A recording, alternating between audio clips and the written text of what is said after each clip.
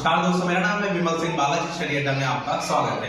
आज के इस वीडियो में हम देखेंगे कि केवीएस इंटरव्यू के लिए आप जो डेमो सेक्शन आपके कोर्स में रखा गया है उसको लेकर के कैसे आप डेमो दे सकते हैं। डेमो भी हम लाइव आपको यहाँ पर बोर्ड पे दिखाएंगे, परंतु उससे पहले जरूरी है कुछ बेसिक चीजें जिनको जानना। पहली बेसिक चीज ये है कि जब आप अपना डेमो दे रहे होंगे तो क्लास के सभी बच्चों पे आपका बराबर ध्यान होना चाहिए, ना कि हालांकि एक पर्टिकुलर आपके बच्चे पर। दूसरी चीज आप ये ध्यान दे सकते हैं कि जो आपके शरीर का पोस्चर होता है, जैसे कंधे वगैरह होते हैं, वो ऐसे झुके हुए नहीं होने चाहिए। आपका जो पोस्चर होगा वो करेक्ट होना चाहिए, क्योंकि वो भी सारी चीजें आपके इसी डेमो में काउंट होती हैं कि आप अंदर से कॉन्फिडेंस लेवल जो है अपना शो कर पा रहे हैं। तीसरी चीज आप ये ध्यान रख सकते हैं, जो आपका डेमो लेते हैं साथ में यहाँ क्लास में आपके बैठे रहते हैं, उनको भी एज ए बच्चों की तरीके से, स्टूडेंट की तरीके से आपको काउंट करना है। उनको आपको ऐसा नहीं देखना है कि वो डेमो ले रहे हैं तो उन पर ही पूरा फोकस है।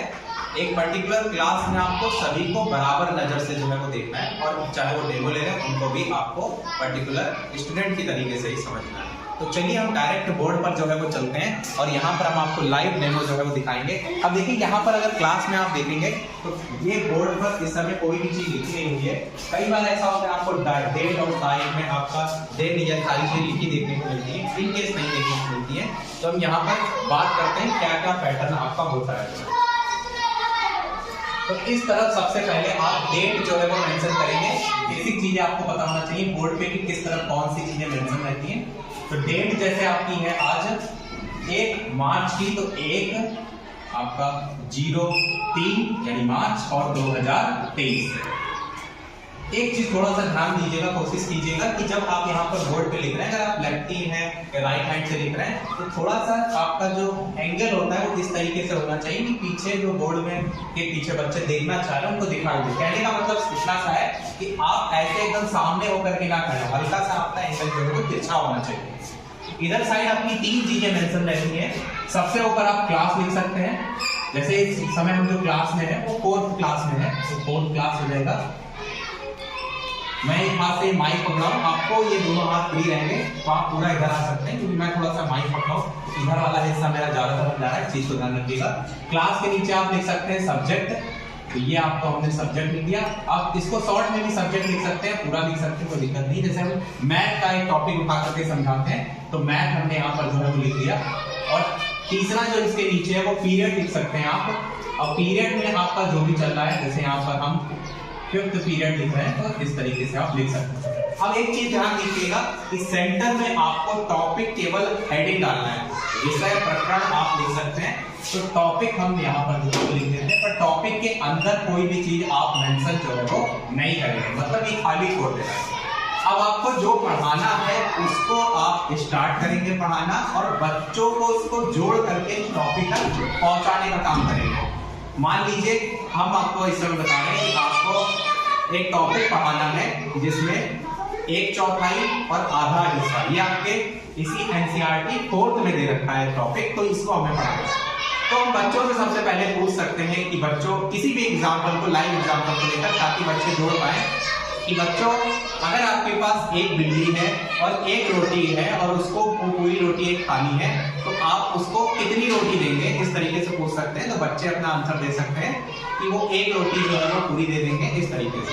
अब यहीं पर हम बिल्ली की संख्या बढ़ा देते हैं, रोटी अभी भी एक ही है, तो 2 रोटी है, नहीं ये ना कह करके बिल्लियों की संख्या बढ़ा देते हैं कि 2 बिल्ली है और 1 रोटी है। अब उनको बांटना है, तो बच्चों का आंसर आ सकता है आपका कि वो भैया आधा आधा कर देंगे।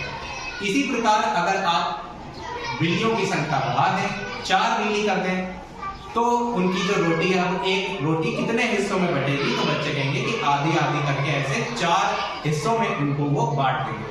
तो बच्चों को आपने ये जो प्रश्न पूछा उससे बच्चों ने आधा, 1/4 ये जो चीजें सीखी, ये टॉपिक ही है आज आपका।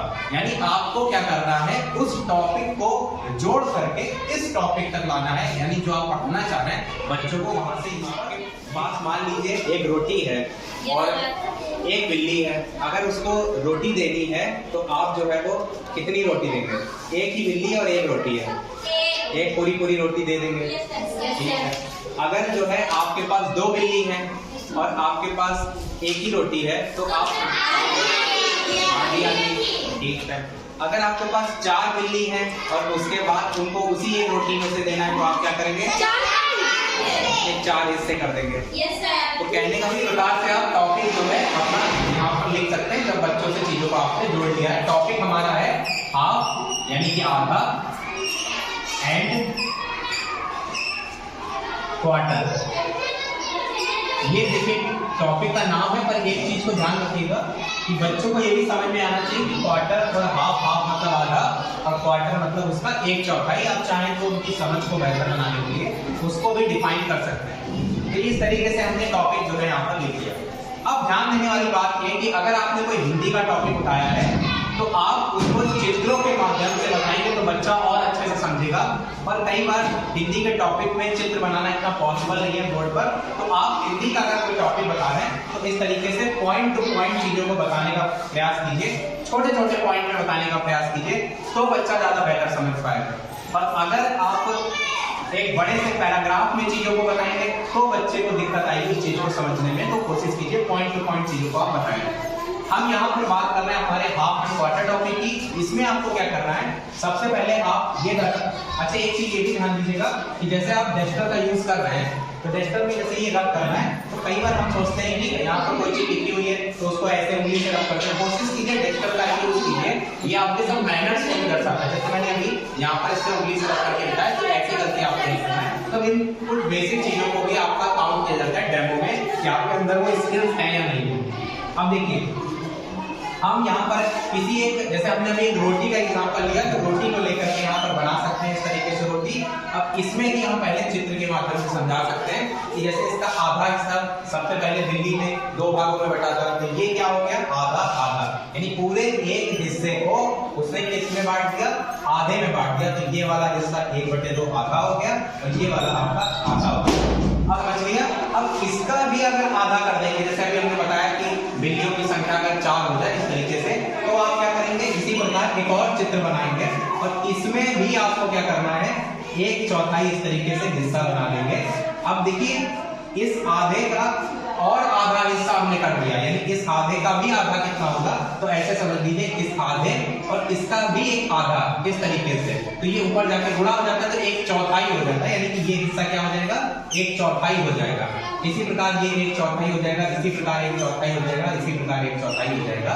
इस कंसेप्ट को आपको बहुत ही बेसिक तरीके से चित्र के माध्यम से समझा सकते हैं, वो आपको क्लियर हो। एक चीज और अगर आप सीखें, क्योंकि हम यहाँ पर क्लास 4 में आयत वाला चैप्टर जो है पढ़ चुके हैं, तो जरूरी नहीं कि आप हमेशा इस तरीके से ही 4 हिस्सों में बांटें। जैसे हम आयत की बात करते हैं तो आयत क्या होता है बच्चों, जिसमें आमने सामने की जो भुजाएं होती हैं वो आपकी बराबर होती है, पर वर्ग में क्या होता है, चारों भुजाएं बराबर होती है।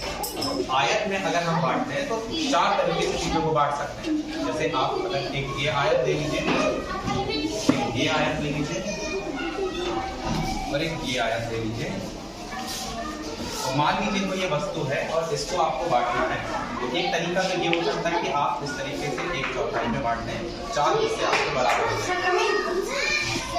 एक तरीका ये हो सकता है, एक तरीका ये हो सकता है कि इसको आप 1/4 हिस्से में इस तरीके से बांट सकते। अभी भी ये 4 हिस्से ही हैं, कहने का मतलब है कि एक ही आकृति को अलग अलग तरीके से भी बांट सकते हैं। ध्यान देना, आप प्राथमिक स्तर पर पढ़ा रहे हैं, चीजों को चित्रों के जरिए समझाएं ताकि बच्चा उसको जोड़कर ज्यादा अच्छे से समझ पाए। एक तरीका आप ये भी अपना सकते हैं, इसमें भी आप 1/4 हिस्से में चारों को बांट सकते हैं। और एक तरीका आप ये भी कर सकते हैं, इसको ऊपर से 4 हिस्सों में बांट दें। कहने का मतलब इसमें खड़ा खड़ा जो काटा था और इसमें आप इस तरीके से बांट सकते हैं, ये भी आपका 4 हिस्सों में बढ़ जाएगा। तो यहाँ पर ओवरऑल अगर हम समरी निकालें तो इस चीज़ों को जोड़कर आपके जो चैप्टर में सारी चीज़ें दे रखी है उसको आप बहुत ही जो समरी में उनकी कैसे सिंपल सी भाषा में समझा सकते हैं, उसको जोड़कर बता सकते हैं। ये तो एक एग्जाम्पल था, हमने एक आयत के टुकड़े को लिया, एक वृत्त को लिया, ऐसे ही आप त्रिभुज को लेकर के भी आकृतियों को समझा सकते हैं। कहने का मेरा केवल सीधा सा मतलब ये है कि आप चित्र से समझाने का प्रयास करेंगे तो बच्चा ज़्यादा बेहतर समझ पाएगा। एक चीज़ और अगर आप ध्यान देंगे तो जब आप डस्टर से रब करेंगे तो 2 तरीके होते हैं डस्टर से रब करने का। एक नॉर्मली आप यूं करते रहते हैं तो इससे क्या होता है, चौक सारे आपके कपड़ों पर और इधर उधर तो मिटाने का जो सही तरीका होता है वो ऊपर से नीचे के क्रम में होता है, ताकि जो चौक आपकी गिर रही है वो नीचे की साइड गिरे, आपके कपड़ों पर रखे। तो कुछ ये बेसिक तरीकों का यूज आप कर सकते हैं अपनी टीचिंग को और ज़्यादा टीच करते हैं। इससे काफ़ी कुछ चीज़ें आपको सीखने मिली होगी। अगर वीडियो अच्छा लगा हो तो और तक शेयर कीजिएगा। तो कोशिश करेंगे हम इसी प्रकार से लाइव आपके लिए और चीज़ें ला सकें, जिससे आपको जब आप डेमो दें उसमें हेल्प जो है वो मिल सके। और अगर आपको लगता है कि इसमें और क्या बेहतर तरीके से चीज़ों को जोड़ा जा सकता है, क्योंकि आप भी सभी भावी शिक्षक बनेंगे, तो अपना सुझाव भी अवश्य जो है वो बताइएगा। आज को में इतना ही रखते हैं, मिलते हैं अगले वीडियो में। तब तक के लिए सभी को नमस्कार, जय हिंद।